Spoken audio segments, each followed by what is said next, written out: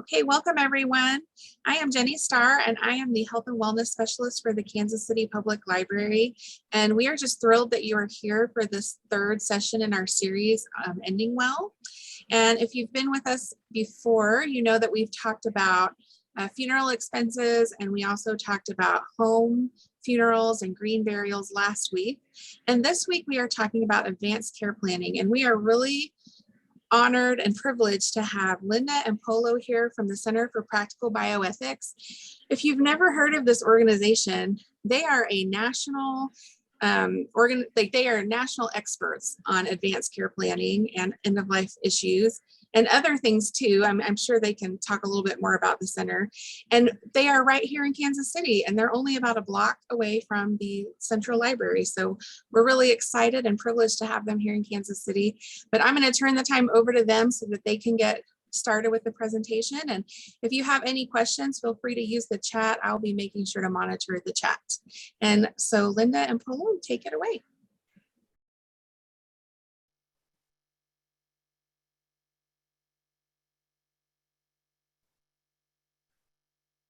Yes, as Jenny said, my name is Polo Camacho, and this is my colleague, Linda Ward. We both work at the Center for Practical Bioethics, and today I will be hosting her as she walks us through our program at the center called Caring Conversations. So without further ado, I want to hand it over to my wonderful colleague, Linda. Take it away. Thanks, Jenny and Polo, and thanks to all of you for joining us today. I really do encourage you to use the chat if you have a specific situation. And at the end of this presentation, we will provide contact information, cell numbers. If you have a personal thing you want to talk with us about, we're happy to do that. But welcome and thanks for this opportunity, Jenny. Next. So a little bit about the Center for Practical Bioethics and why we've been doing this since 1984. We're really a good fit for this. We're freestanding. We're a not-for-profit organization. We train hospital ethics committees, clinicians, and other medical providers. And if you look closely at our tagline on the slide and the logo, it says guidance at the crossroads of decision.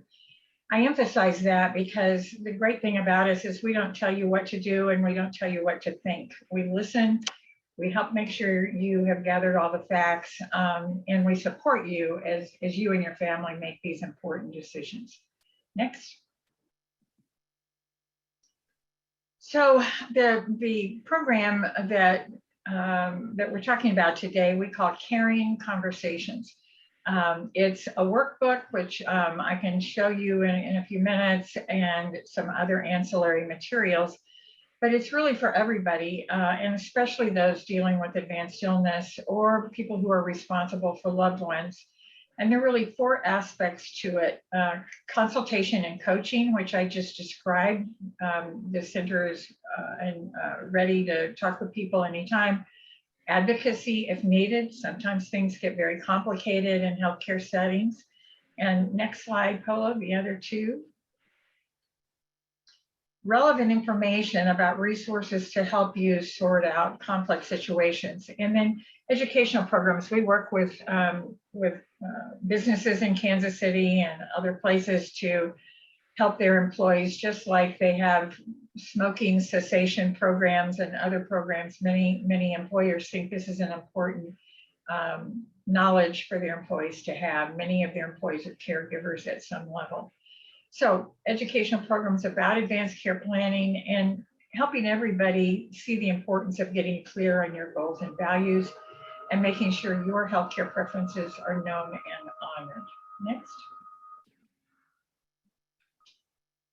So having an opportunity to reflect before a crisis can make a real difference. And we see this 15 years at the center. I can't tell you how many times the first time we got involved, there was some crisis at an ICU or an emergency department. And we know that families can be torn apart by disagreements over the mystery of what mom would have wanted. And we know that doing this caring conversations process for yourself and for your family can provide what we all say we want, a peaceful, dignified end. We want it for ourselves, and we want it for those we love. Next. So why aren't more people doing this? I'm always surprised. I was just mentioning a group we did on Zoom right after COVID began. We had 800 social workers on it. And there were still people hearing about this for the first time, which is always surprising to me. But this is why people are just reluctant to think or talk about serious illness or goals of care and death, especially when things are going well and everybody feels pretty well. We have a tendency to say, I don't have to deal with that right now. That's great because things are all good. But this is exactly the time to have these conversations and make the plan. Whether it's you or someone you're responsible for, it's not great to be starting this when somebody is seriously ill. But if you haven't done it before that, you still can do it as long as they are able to speak for themselves and tell you what they want. Next. A lot of mistaken beliefs support why we're so bad at this as a culture. This kind of great American, I'll always be able to make my own decisions. And we know that if you put this off too long, that simply becomes not the case for a variety of reasons. Next. I use this slide. The photo is a shift change at a teaching hospital to demonstrate that there are facts around this. 85% of us, in fact, will die without the capacity to make decisions for ourselves, whether we're on life support or unconscious for some reason. And everybody in this picture and the millions of colleagues like theirs all over the world are well-trained, good-hearted, but it can get complicated. It is right now with COVID extraordinarily short-staffed and all other kinds of things. So having a family have their act together before a crisis is even more important now. Next. And how we die is changing. Most of us are going to die from complications of chronic illnesses or with slow or uncertain disease paths, many affected by dementia. My grandfather just died very suddenly. My dad died very suddenly in their 70s, both in their 70s. And many of us are living longer. We're on statin drugs and those kinds of things. But complication from chronic illnesses and slow and uncertain disease paths mean we really do need to plan better. Next.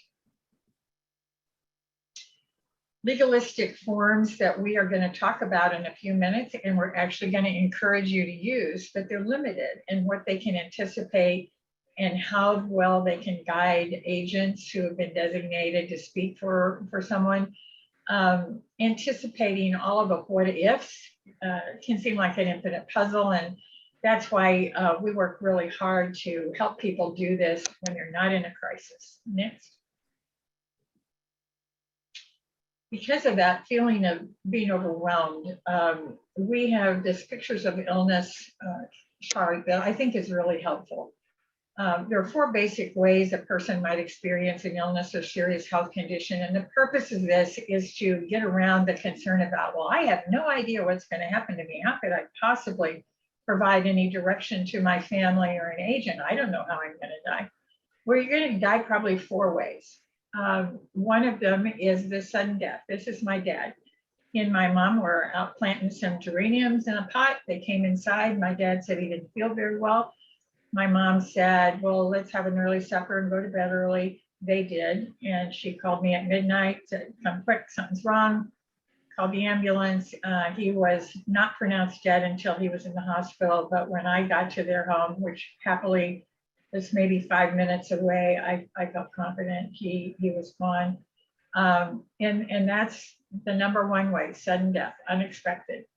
Not many decisions to be made in that trajectory. Number 2 is a dear friend of mine who was diagnosed with a glioblastoma multiforme tumor. He found out about it in October and died in February. It was a very steady decline, but he was able to make a lot of decisions along the way about did he want different kinds of procedures that they were offering, even though the prognosis was very grim.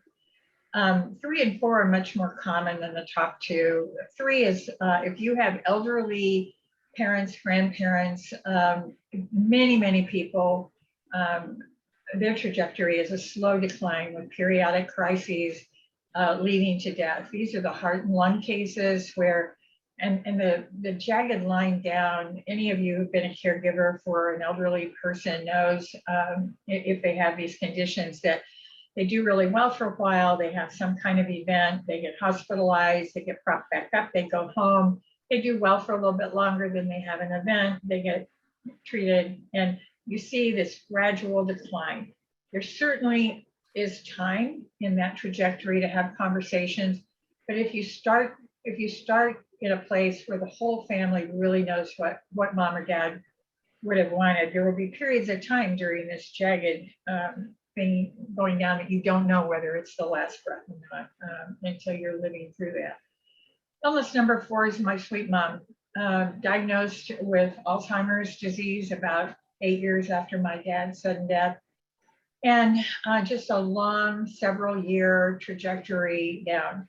My mom is the gold standard. As soon as she got this diagnosis, she still had a lot of capacity. She sat my sister and me down, and she said, here's the deal. I know the course of this disease. And she just laid out, I was the business person. I wasn't at the center at that time. She said, Linda's going to be the durable power of attorney for all the financial stuff and business stuff. Sandra's going to be the power of attorney. She's a nurse for all the healthcare stuff. And she took us to her lawyer. And I want to emphasize that is not essential. You can do this without a lawyer. All of the healthcare pieces of this, it does have to be notarized and witnessed.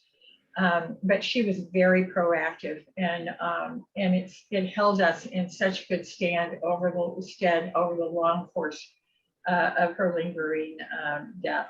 And at every step of the way, Sandra and I knew exactly what she would want for the next step. Next. So it's interesting, lots of research has been done, I mean, literally worldwide, about in all kinds of cultures of what people say they want at the end of their lives. And it goes like this. They want to be pain-free. They want their symptoms managed as well as possible. They want to be in their own bed if at all possible versus hooked up to tubes and machines, often in pain in an ICU. They want their wishes known and honored versus the family and caregivers being in some kind of dispute. They want everybody to know the plan. And when asked, we say we want our psychosocial needs of the family met versus being isolated in a waiting room. We're pretty much in agreement about what we want. Next.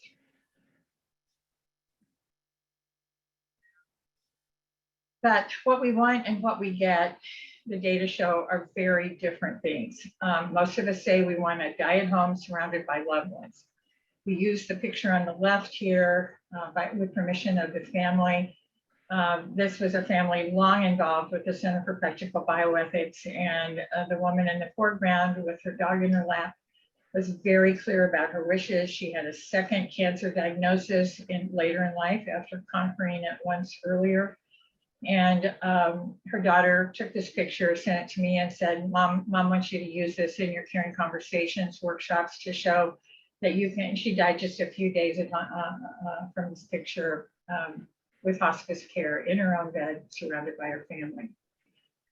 Without a plan, the next picture is more typical of what happens. An event on its way to death occurs and the ambulance comes, carted off to the ICU, a tube in every orifice, separated from family. And these are, I hope these are stark choices as you look at this, and I want you to know you have the power to control to a large extent which one. I also want to say, if I can get better, I want to be in an ICU. If there is a clear path to a recovery, if something happened to me today and I needed to be in an ICU, I would be so grateful for the amazing people there. But I do not want to be there when I take my last breath. Next. So COVID-19 has come upon us here and feels like it will not go away.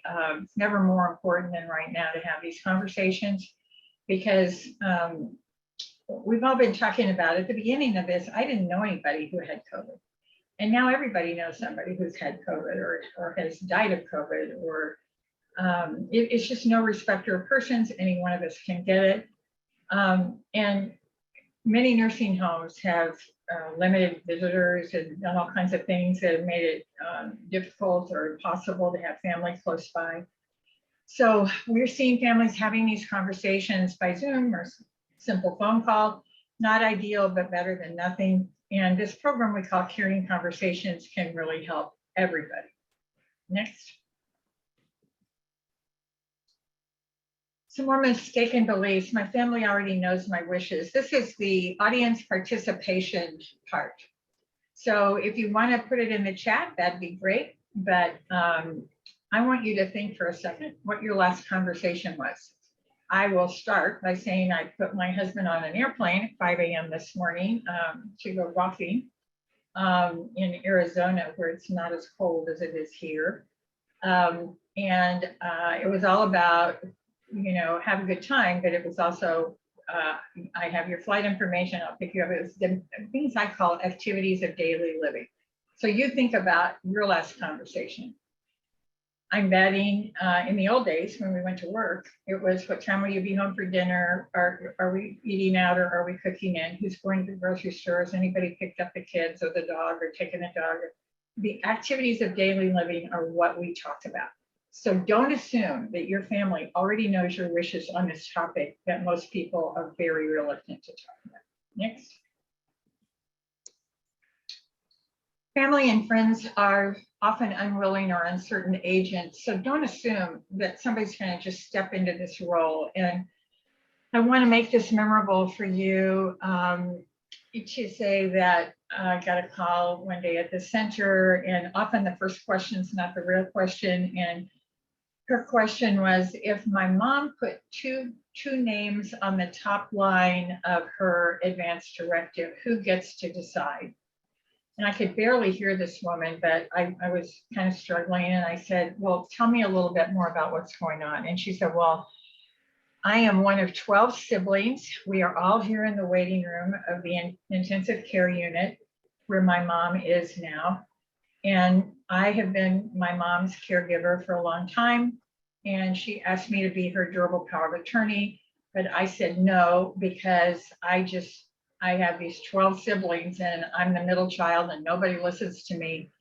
And she said, all the racket you hear is my oldest sister and my oldest brother yelling at each other. And that's who mom put on the top line, my oldest brother and my oldest sister. And then on the second line, she put me. And I'm calling to say, does my brother or my sister get to decide? So again, first questions, not always the question. And I said, well, tell me about your mom. Is she conscious? And she said, oh yes, she's conscious. And I said, is she able to speak? She had a tube down her throat. Oh no, she's able to speak. And I said, well, then nobody in the waiting room gets to. And I did ask about, does she have the ability to make decisions on her own behalf? Absolutely. She has lots of opinions about her own and she's able to articulate them. And I said, then nobody in the waiting room gets to decide. This isn't time for the advanced care plan of somebody who's not the patient to do anything except be confirmation of what the patient reiterates that she wants. And I said, does your mom know what her condition is? Does she have the facts about what her prognosis is? And she said she wasn't sure. So I encouraged her to get her oldest brother and her oldest sister and the doctor in the room with her mom, and have the doctor be just as clear and honest and helpful as he or she could possibly be to help her mom know the facts. And then her mom gets to decide. And then I said, the next thing that needs to happen is your mom needs to name one person to make decisions on her behalf who knows her wishes. So don't assume that your family is going to just easily flow into this process without guidance from you. Next. My doctor will know what's right. If there's anybody on this call that's my age or older, I'm 73. You remember Dr. Welby on TV. Dr. Welby worked out of his home. He knew all his patients. He was with them in the hospital. Those days are over. We have what we call a whole new specialty called hospitalists. People trained specifically to be a hospitalist, just like a radiologist or any other specialty. And your family doctor does not do rounds at the hospital. Next. To illustrate this, hospitalists are wonderfully well trained, but they don't know you personally for the most part. And you see my note, Dr. Welby isn't coming to visit Aunt Ruth. My sister and I, our rule about nobody's in the hospital alone is our aunt was going to be hospitalized over a weekend for some tests. And Sandra and I took shifts, moved in, and over that Friday to Sunday time, I think we saw 6 or 7 different hospitalists. Every one of them was seeing Aunt Ruth for the first time. They were looking at a very thick chart, trying to kind of get up to speed. Once again, highly trained, wonderfully skilled. But unless there's an advocate there, in this case, Aunt Ruth was verbal, able to speak for herself. But if that had not been the case, Sandra and I were right there and we knew what her wishes were. Next. I worked in a healthcare system for a while, and I can tell you that healthcare systems are concerned about possible legal exposure. And if the proverbial son from California who hasn't seen mom in 18 years gets the word that mom is dying, comes flying in and has all kinds of points of view about mom and her care for the first time in 18 years, like, you have to do everything because I have things to tell my mom that I didn't get to tell her.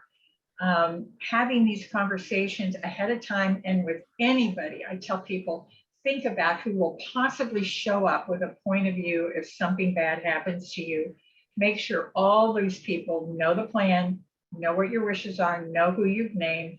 And so when the son from California is screeching, you do everything for mom or what, I will sue you. Healthcare systems have to pay attention to legal exposure issues, and we can avoid that by having good conversations, thorough conversations with our extended families. Next. There are some limitations. Our advanced care planning is made up of 2 pieces that we'll talk about in a second, but the common name is living wills. But we know this legalistic approach alone is not enough. And even if you have the piece of paper and you're trying to speak on behalf of someone, the circumstances may not be identical to what you had talked about. So really take the opportunity when you're talking with loved ones to go through those 4 different charts that I showed you earlier, and different likelihoods of what might happen. So you have the document in your hand, but you also have the benefit of having talked with the loved one that you're speaking for. Next. Another mistaken belief, I've written it down so I don't need to talk. We get this all the time. I know my dad wrote something, we can't find it. My favorite is it's in the safety deposit box and no one knows where the key is but the person who's unconscious. You know, and if you do find it, well, what did he mean by this? And this is exactly why we call it carrying conversations, not carrying documents. But once you have written it down, once you have done this, make sure people know where it is and that it's accessible. Next. So there's a lot of data about this. You see some of the attributions along this slide. A lot of work. This was work done specifically around cancer patients.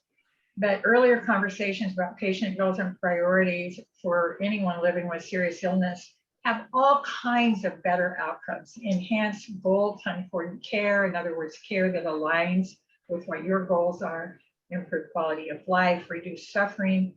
I want to say here, we have worked really hard to get doctors to stop saying to families, there's nothing more we can do. There is always pain management and comfort care. There's always palliative things that we can do to reduce suffering.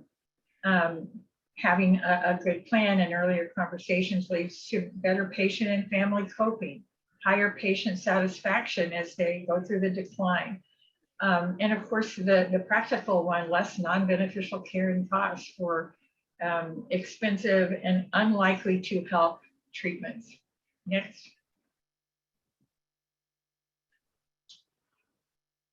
So multiple studies continuing in this vein show patients with serious medical illnesses don't even start having these conversations until just the last days to a month of life. And you see some of the data here among advanced cancer, people with cancer who have been told it is in advanced state. The first end of life discussion occurred a median of 33 days before death. We think this is something everybody should do, no matter their health status, and then certainly update when conditions change.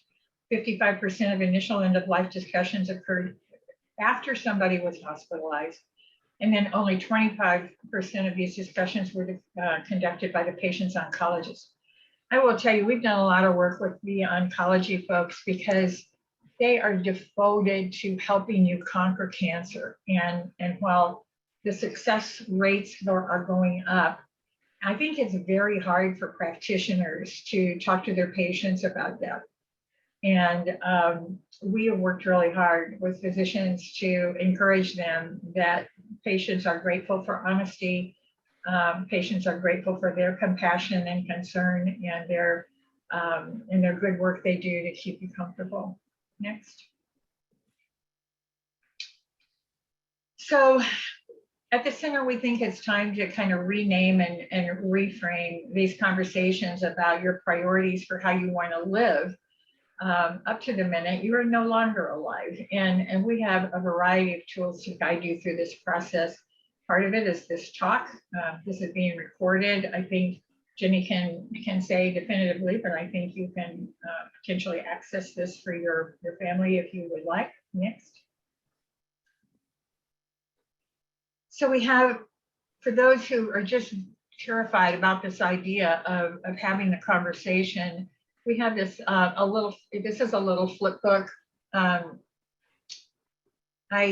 not sure if you can see me or not, but anyway, it has conversation starters. Like the most important decision I've ever made is the thing I like best about you is something I like about myself. For me, doing good is, and it leads up to the more definitive questions about some of the most critical questions that are part of advanced care planning. But it helps your family talk about something besides the Chiefs, or what are we having for dinner, or the other normal things that we talk about on a day-to-day basis. Next. This is the workbook, the Caring Conversations workbook that is available. I think the library has copies of this. You can download this for free on the center website, practicalbioethics.org. And this is what it looks like. And it's in 4 parts. The first part is, we'll take you through these. So go ahead. Next slide. So the first one is reflecting on your own values and beliefs and concerns. Okay, somebody is saying they're having trouble seeing this, and I'm not sure what to do about that. But I think we'll proceed. And again, we're recording, and hopefully most people are saying they can't see the slides. Okay. Yeah, most of us can. I think they just have a problem on their end. Sometimes, okay. Maxine, you might need to come out and then come back in. Okay, thank you all for letting us know you are seeing it. So everybody comes to this advanced care planning worried about somebody else. I'm here because I've got somebody I'm worried about. And my plea to you is worry about you first. Reflect on your own values, beliefs, and concerns about end of life. Start with that. And when you do your own work first, this becomes infinitely easier as you talk about doing your own work with the person you think you may have responsibility for. Next. As a part of that reflection, what's important to you about the care you receive at the end of life? Next. What does it mean to you and your loved ones to die well? Have that conversation. What does a good death look like to you? Honestly, as we've been through this COVID thing, we have heard all kinds of last minute stories about how people are dying from this, some in terrible ICU compromised ventilator situations and others other ways. But if it's ever been easier to talk about death, it's now when it's all around us. So take advantage of this opportunity. Next. Then after you have done your own reflection, think about who will speak for you. If you were in a car accident today, that decision would be made for you if you have not already done this for yourself. Who is it likely to be? And who would you like it to be? Who will make decisions for you? And this is not an easy task. And I just want to say there's a piece in our workbook about helping you think through your possible candidates for who you would like to name, because your family members and friends are not created equal when it comes to being good in a crisis. It's interesting. I sometimes have an eldest child and an adult in a family who has never been the decision maker, but feels like they're going to be called on because they're the eldest. This is just, you need the person, whoever it is, wherever they are in the birth order or the friend order, to it really is an important thing to pick the person with the right kinds of calmness and wisdom and patience and frankly respect from the other family members as you think through who the best thing is. There was just a note in the chat about I don't want to burden anybody with this. Believe me, it is much less of a burden if somebody knows what you would have wanted. The worst burden is to be thrust into this with no understanding, never having had a conversation, not knowing, and then being asked to make the decisions. And that's not fair.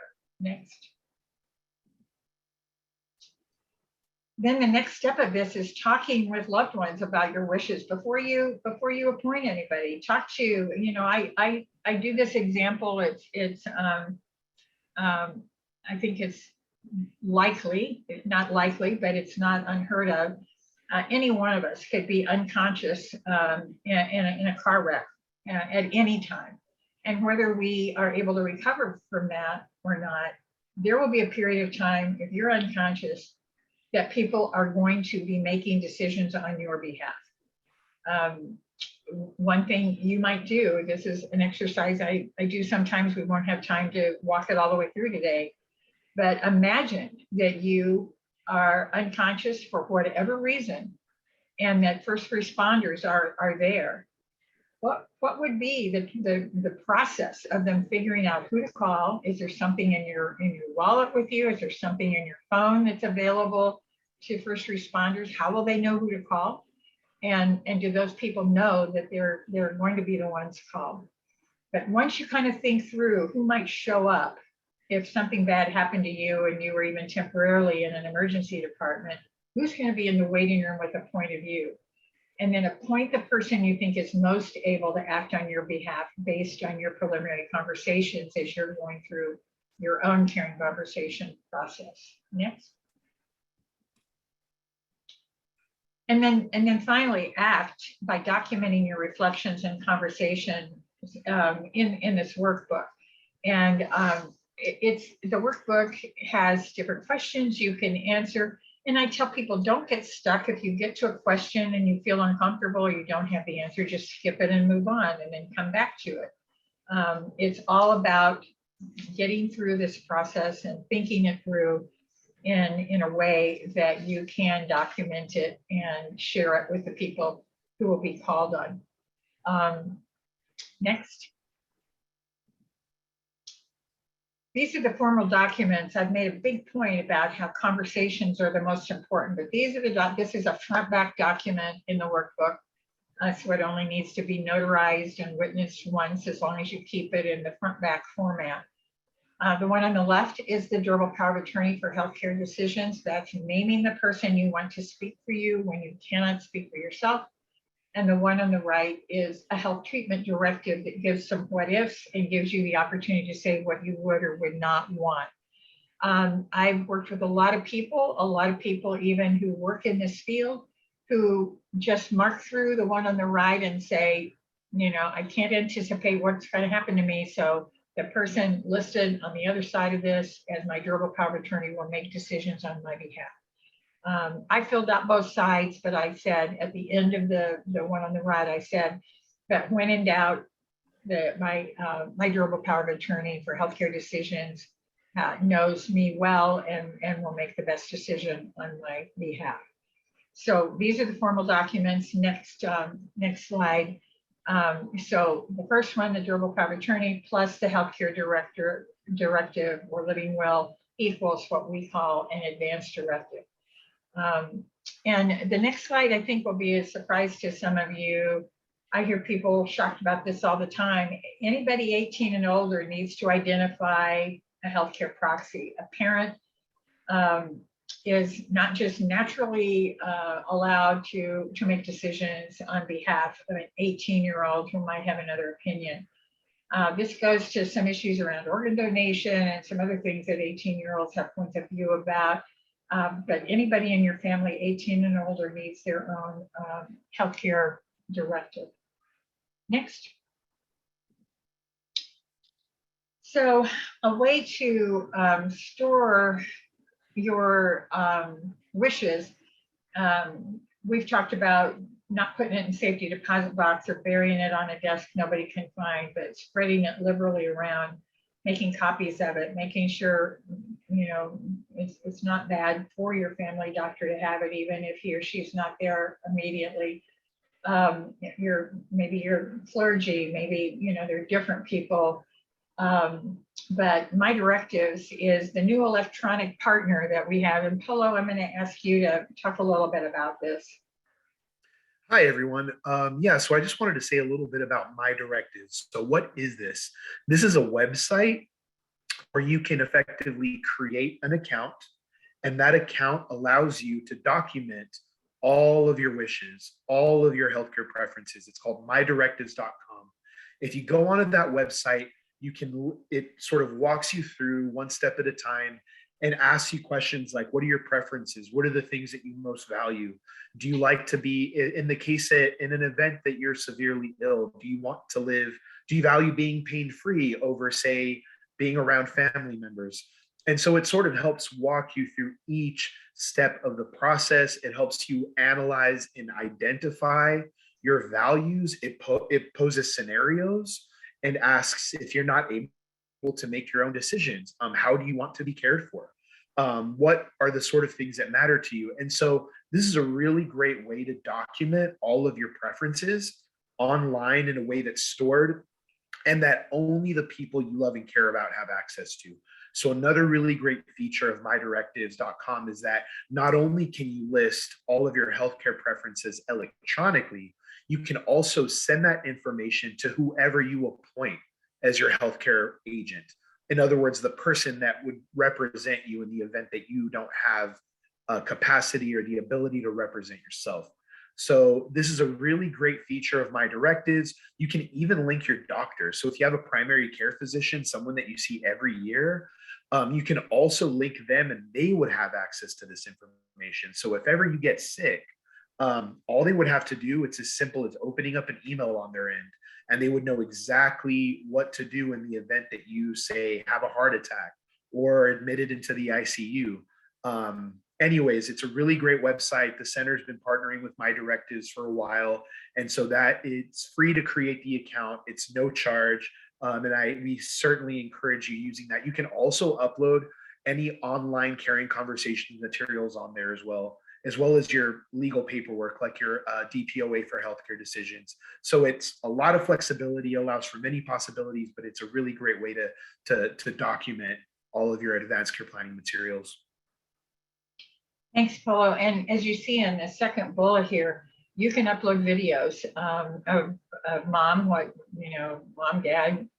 If you don't want to write this all down, just talk into my phone and tell us what you would want if this happened, and you have you have mom or dad saying, I would or would not want this on a video, that can be uploaded to my directives as well. Next. So people say, okay, you've got me. I know I need to do this. How do I do this? And I really encourage you to just use comfortable language, take your time. Don't feel like you have to get this all done in one sitting. You can blame it on us and say, well, these bioethics people in the library taught me this today, and I think it has some merit, and I'm going to do it myself. And again, encouraging others by doing your own work first.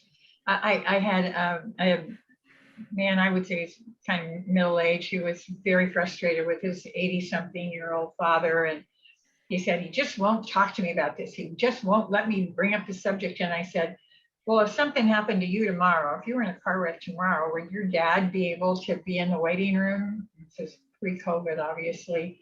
And he said, oh yeah, my dad would be there if something happened to me. And I said, well, then tell him you've done your own work. Do your own work. Tell him you've done your own work and who you've named to speak for you, and that you would hope that he would support that person.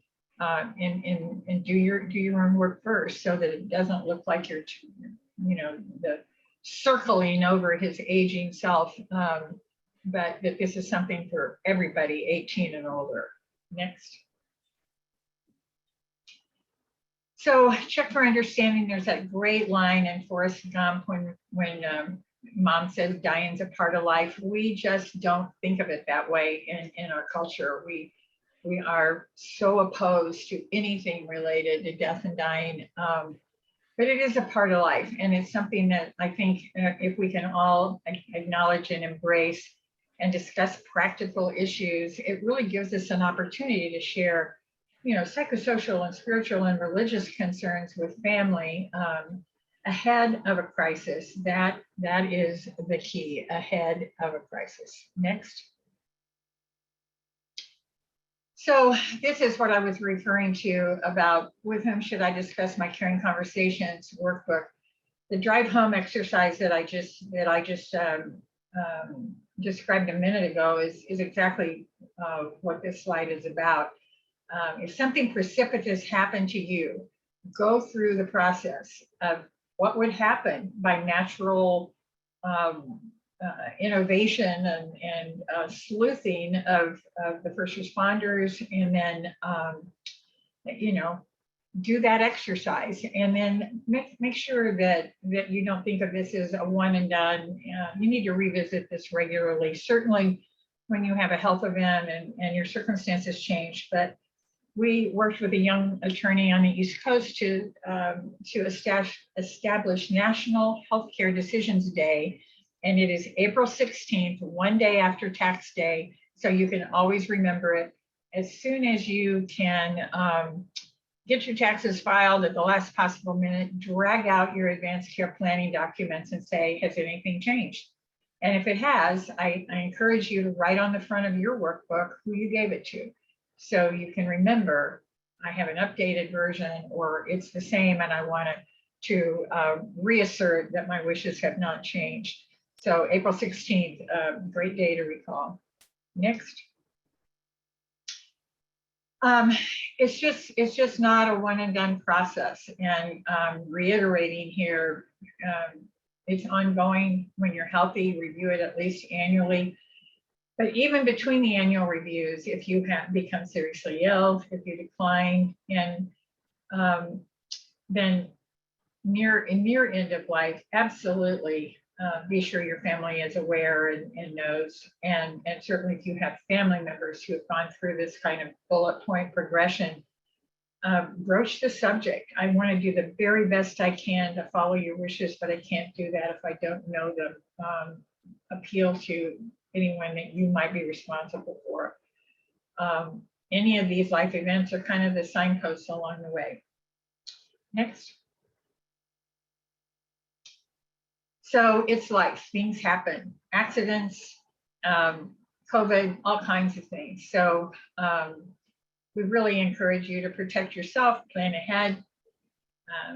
We know that as we age, different things happen to us that didn't happen before, and handling this in a broad way before you're seriously ill, and then let the plan become more focused if you are seriously ill and know more about what might end your life, and then involve your caregiver and make sure they know your wishes. Next. So if you want to make the hour you just spent really count, I want you to get your hands on this workbook, either through the library, or some of you already asked for it prior to this talk, or go online, Center for Practical Bioethics.org, and go to the Caring Conversations tab, and then you can download the materials I've talked about, or order them for your family. They're we charge just a little bit more than it takes us to print them, because we want everybody to do this and then talk to those close to you. And the amazing thing happened, I think probably about 7 years ago, maybe a little more. Doctors get reimbursed for this now, having this conversation with you. So when you take this when you take this document into your doctor, or your workbook into your doctor, and have a conversation with them about it, they are not going to hurry you through. They can get reimbursed for the time it takes to talk through this with you. And so you can make sure they know, and leave them with a copy if you want. And then share your workbook with anybody that might need to know this information. And certainly store paper copies where they can be found and updated regularly, or upload to the cloud through my directives. But make sure that you don't consider this a one and done activity. Next. I just want to assure you that the Center for Practical Bioethics is here to help. And the practicalbioethics.org website is listed there, along with my email and cell phone, and Polo's email and cell phone. And you know, if you want to do a Zoom call with your family with us, we'll do it. If you want to talk to us, if you get a snag, we'll do it. We are happy to help, and I am happy, along with Polo, to answer any questions you have. And thanks so much for having the strength and foresight to be with us today. Thank you so much, Linda and Polo. We just really value this partnership. We have partnered on programs for years now.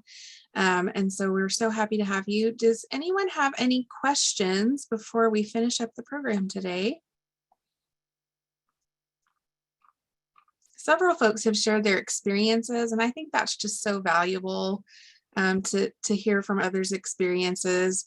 Even in planning this program, it was you know, out of personal experience that I found it a good topic to share. So I hope that you're reading those experiences in the chat. So Maxine asks, are these workshops available for CEUs? Now, we have done training for hospitals from time to time, but not on just a general basis. If you have an interest in an entity working with the center, there's a process, as you know, to go through that is not the work we do, but the work the entity that's doing the training. But you know, feel free to call the center and explore that, but generally no. Okay, while we're waiting to see if any more questions end up in the chat, I also want to share with you that we're really excited. This is going to be a series for the library. So this is the first of 4 of these programs that we'll be offering. It will be the same Caring Conversations program. We're going to have it in February, March, and April. And we were really hoping that some of the folks that show up today might feel like they need the information again, because this is one of those things that sometimes you need to hear more than once. But also, if you have friends or family members that you think would value this information, you can invite them to join you for a future program. So those are going to be taking place the last week of the month on Thursdays from noon to 1. And they're already on the library calendar, so you can go ahead and register for them. We'd love to meet all of your relatives. Yes, so we have lots of thank yous coming. Thanks for the whole series. All have been excellent. Really helpful session and resonated with previous experiences. Someone asked, is hospice care addressed in the workbook? We love hospice. The number one complaint about hospice is, why didn't somebody tell me about these fabulous people sooner? So I probably should add a slide. I can't say enough about hospice care, and the earlier the better. And we have a great partnership with a number of hospices in this region. They have our workbooks there in their inpatient facilities. And, number one question, why didn't somebody tell me about these great people sooner? And you can graduate from hospice. I think people are so reluctant, but a lot of times when people get hospice care, they get better. And all of a sudden, their exhausted family has help, the exhausted patient has help, and they can graduate from hospice and go back. It doesn't happen all the time, certainly, but yeah, we can't say enough about hospice. And we have some great hospices here in the region, and nationwide. Hospice, a godsend indeed. Yes, I want to just second what you said about hospice. I think people tend to put it off and wait till the last possible moment, but hospice care can really extend someone's life, and it can just make the family and the person who's impacted with illness so much more comfortable. Yeah, And extend really, and improve the quality of life. yes, Absolutely. absolutely. And leave the exhausted family. I mean, it's amazing. Yes, I was just working with someone who they had an elderly parent that came to live with them, and they found hospice services, and they said, well, it's not as grim as it may sound. I said, oh no, hospice is wonderful, but it really answered a lot of the problems that they had been having, and that respite care that they provide too. They provide so many things. Well, and they walk into your home and they take care of everybody. They take care of the patient and the caregivers, and I mean, they're amazing. Yes. And something that I feel I really want to emphasize, if you don't take anything else away from this session, take this away. What we're trying to get you to do, and what we're trying to get people to think about, are the things that they value, and also to communicate and document those values to family and friends. So if you take anything away from this discussion, from this presentation, it's that this entire initiative, Caring Conversations, it's all about getting you to identify and really dig deep for the things that you care about, and to have a conversation with loved ones and family members and friends and say, listen, this is the stuff I care about. This is the stuff that matters to me, right? And Caring Conversations as an initiative is a way to achieve that. You're able to sort of sit down with yourself, reflect, just as Linda pointed out. You can document and say, I really value, in some cases, imagine valuing your pet, right? If you really value your pet and you're severely ill, it may matter to you whether or not you have your pet with you by your side as you're being cared for in hospice, right? So your preferences are what ultimately determine what your care is going to look like in the future, right? So it's just it could be as simple as just saying, this is what I care about. So what I'm going to do in the chat is I'm going to include a link to where everyone can access our online workbook. So if you wanted to go online and click on it and just download the workbook, I just included the link on there. So feel free to click on that, scroll to the bottom, and it's a downloadable PDF.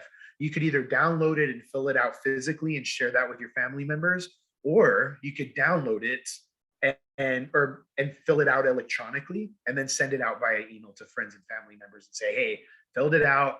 This is what I'm thinking. Let's have a conversation, right? So I've included all that information up there. I see that someone posted the My Directives website up there as well. Thank you so much for that. So yeah. And we will send an email, a follow-up email to everyone who registered with those links as well. So don't panic if you can't get it from the chat. And then I'm going to turn some time over to my colleague, Rhiannon Johnson, and she's going to share a little bit about the resources that we have to share with you and how you can access those. Thank you all for listening today. We appreciate it. Thank you both. Hi, everyone. I'm Rhiannon Johnson, and I've partnered with Jenny on this series. I'm the Career Resources and Financial Education Specialist at the library, so this falls a little more on that financial side of things. But we have some resources. I know some of you have been with us for some of the other sessions that we did on funeral planning as well. But we'll send out some of those resources and information as well. If you are just now joining us, no worries, we'll send out some of that information. We have copies of this book, When My Time Comes by Diane Rim. And we can send you a copy of this. We have physical copies while they last. So I know some of you already requested that, but in the email that we'll send out, there'll be a link for you to put in your physical address and your name and information, or your mailing address, and we'll send this out to you. We also, as was mentioned, have the copies of the Caring Conversations guidebook. So if you want a physical copy of that, please let us know. And we have another one that's similar, but it's not quite the same, but it's along the same lines for kind of planning, on these topics, and it's from 5 Wishes is what it's called. So we have 2 different workbooks that we can send out to you, and along with like a physical hard copy, just book for thought. So we also have that book in our collection as well. So if you want to check it out, you can. And then we have several other books that were recommended by some of our other presenters. So we have those in our collection as well. So we'll be sending those out. And then 2 other things. We also offer notary services at the library locations. So I will pull that page up on my screen and I'll pop it in the chat as well. But for our notary services, you can go online or call ahead to schedule an appointment. You can also drop in, I believe, dependent on staff availability. So if you want to make sure someone is, there when you want to come in and get it done, I suggest an appointment. Otherwise, you can also call ahead and kind of see if someone is available. And so this is definitely based on staff availability, but we have somebody usually at most of our locations that could do this during most of the hours that we're open. So I'll put this in the chat as well. And then there was one other thing that I was going to mention. As part of the ongoing series, we are looking to schedule an estate planning 101 session as well, coming up sometime in the spring. So keep an eye out. We have a date TBD on that one. So keep an eye out for that as well, but it'll be kind of in conjunction with these other Caring Conversations kind of ending well series that we've been putting on. So thanks, Jenny, for letting me share about all those resources. And Jenny, just to the point about estate planning, when my husband and I went on our very first overseas trip after we had a son, and he was going to stay with parents, and that was the first time it occurred to us that if something happened, what would happen to our son. And so we did a little estate plan, went into a lawyer. And in the process of that, I want to emphasize, you do not need a lawyer to do an advance directive for healthcare decision-making. That's very important. But it often gets bundled if you are going to a lawyer around estate planning. In that setting, he had copies of the healthcare forms. He shoved one in front of Terry, one in front of me, and said, you sign here, he signs there, we'll notarize it for you. No conversation. No conversation. It was a sign the documents moment. And while that might be better than nothing, I really hope if you took nothing else away from this today, that you know that this is a conversation with the nearest and dearest, and that it needs to be updated from time to time. So thank you all. I'm excited to have met all of you electronically and look forward to seeing, maybe you're going to join us again next week. We'll do this again. Yes, thank you both. Thank you, Linda and Polo, for this presentation today. And we're just really thrilled to get the information. And I'm really excited that we're going to continue having these conversations over the next few months. And again, please, if you've got family members that you need to have this conversation with, this is a great presentation to invite them to join so that you can all be on the same page. So we wish you all a wonderful afternoon. If you have other questions, you can throw them in the chat, but otherwise we will hopefully see you next month if you need to join us again. Otherwise, we hope you have a wonderful day.